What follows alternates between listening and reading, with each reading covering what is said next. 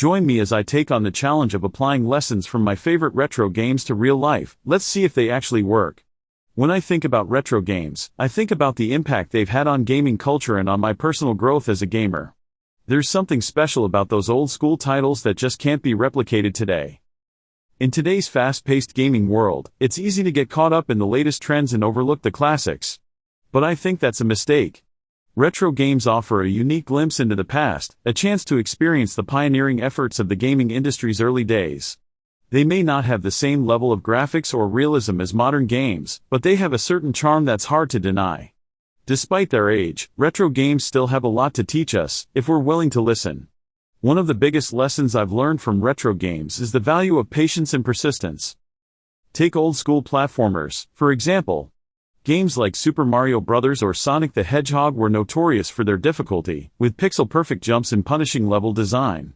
But instead of getting frustrated and giving up, I learned to take my time, to analyze the level, and to practice until I got it just right. It wasn't always easy, but the sense of accomplishment I felt when I finally beat that tough level was indescribable.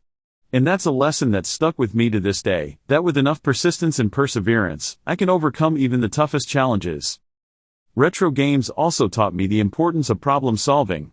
In an era before internet walkthroughs and YouTube tutorials, gamers had to rely on their own wits to overcome obstacles.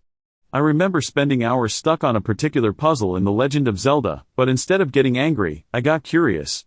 I started experimenting, trying different approaches, and eventually, I stumbled upon the solution. It was an incredible feeling, knowing that I'd figured it out all by myself. And that's a skill that served me well, both in gaming and in life. The storytelling in retro games is another aspect that I think is often overlooked.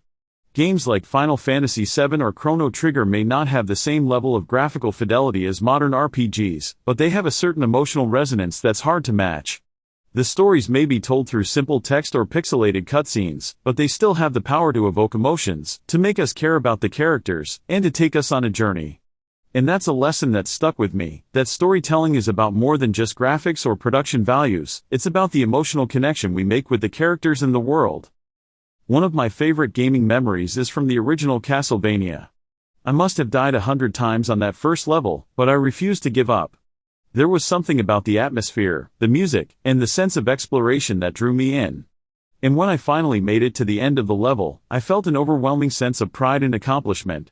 It was a pivotal moment in my gaming career, one that taught me the value of perseverance and the importance of taking risks. And it's a lesson that stuck with me to this day, in both gaming and in life.